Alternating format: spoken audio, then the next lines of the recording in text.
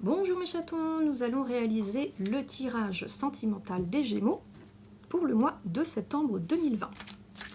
Et nous allons d'abord commencer par les Gémeaux en couple ou dans une relation naissante ou dans une relation suspendue, mais pas ceux qui sont strictement célibataires avec personne en vue. Alors, pour les Gémeaux en couple, dans une relation naissante ou dans une relation suspendue. J'en ai pris 4, oui c'est bon.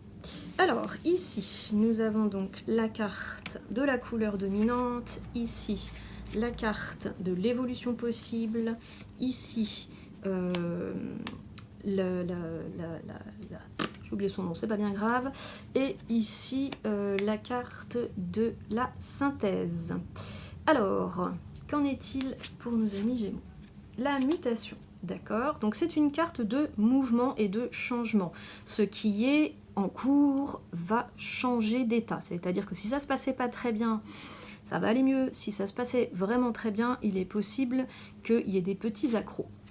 Ici, on a la carte de l'isolement qui nous indique que la communication n'est pas bonne entre vous actuellement, car l'un de vous deux a pris ses distances au niveau émotionnel, potentiellement à cause d'un événement extérieur. Ça peut très bien ne pas avoir de relation avec vous. Ça peut être, moi c'est comme ça que je le ressens, ça peut être quelque chose d'extérieur qui est venu s'immiscer entre vous. Ensuite, la carte de l'issue, nous avons la porte, donc c'est-à-dire qu'il y a un cap à franchir. Quel est-il? Nous allons voir ça en synthèse. La carte de l'homme. Alors, si vous êtes un homme, cette carte vous représente vous, donc on va la doubler, hein, quoi qu'il en soit, parce que la carte de l'homme seule, ça ne nous apprend pas grand-chose. Si vous êtes une femme, ça représente la personne qui est dans votre cœur. Si vous êtes un homme qui aime les hommes, ça représente votre partenaire, etc. Si vous êtes une femme qui aime les femmes, ça représente une femme avec un fort côté masculin. Alors, donc si je reprends, nous avons une situation qui est en mouvement, donc pas forcément dans un sens négatif, même si la carte de l'isolement nous indique que l'un de vous deux, et moi j'y vois le partenaire, pas vous, est dans une phase où il a besoin de repli sur lui-même pour réfléchir à ce qu'il veut. Il va lui falloir du temps pour revenir vers vous parce qu'il a des choses personnelles, il ou elle, hein, a des choses personnelles à régler avant de pouvoir franchir le cap qui vous emmènera vers une construction possible. Alors je vais quand même tirer une carte complémentaire pour l'homme. Hop là, viens là toi. La coupe, ça marche très bien la coupe. Hop.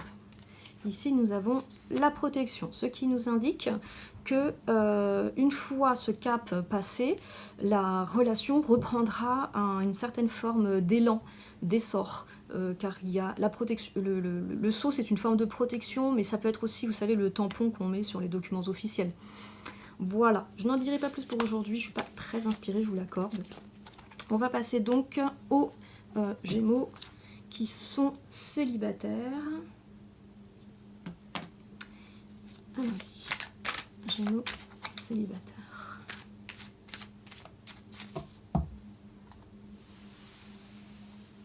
Alors, j'aime bien que toutes les cartes soient visibles, sans quoi j'ai l'impression que je vais passer à côté de celle qu'il fallait absolument attraper. Alors, deux,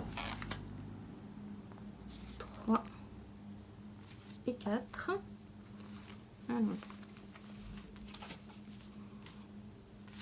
Alors, 1, 2,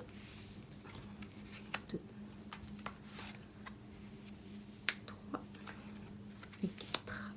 Alors, amis Gémeaux célibataires, le temps.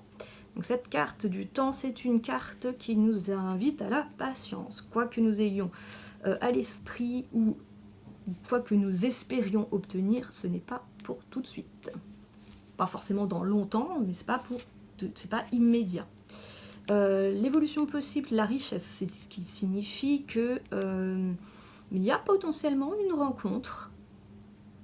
Faut voir ce que disent les autres cartes.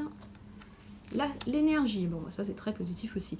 Donc nous avons ici la carte du temps qui nous dit que quoi qu'il doit advenir, ce n'est pas immédiat. Mais par contre, l'évolution possible, c'est la richesse. Donc la richesse nous indique qu'il y a des belles choses en perspective, potentiellement une rencontre avec une personne qui va vous enrichir au niveau intellectuel et affectif. On parle jamais d'argent dans ce jeu, hein, donc n'espérez pas un riche industriel ou quoi que ce soit de ce genre, c'est absolument pas ça que ça annonce.